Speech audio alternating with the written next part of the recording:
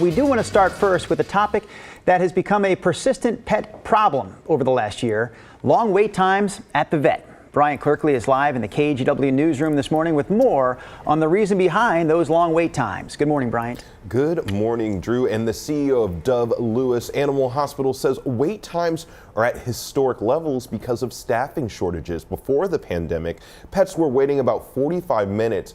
Now it could be a week for non-life-threatening injuries, and they're making adjustments, trying to keep up with the demand.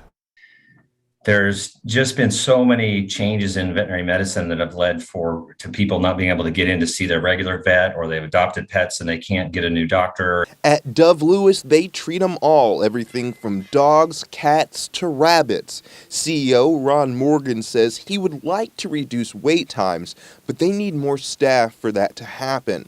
There was a veterinarian shortage before the pandemic. Now the hospital is in survival mode. We're going to triage every pet that comes in and put them in a kind of case severity level. And so those that need immediate care are going to get immediate care. And those that are actually quite stable or are things that actually can wait, sometimes up to several days, we're going to put them on a waiting list. Morgan encourages owners to update DoveLewis if a pet's condition gets worse. Communication is key. At this point, recruitment is a priority.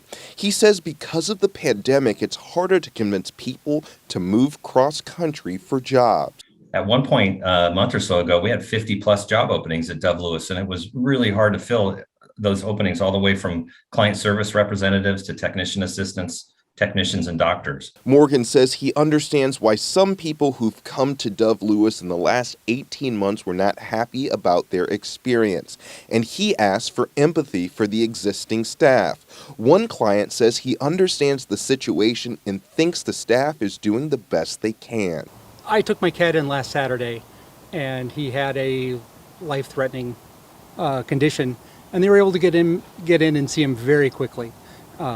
Which has been fantastic. Morgan says keeping up with all the growth will continue to be a challenge. The demand for veterinary care is higher than the amount of vets coming out of school.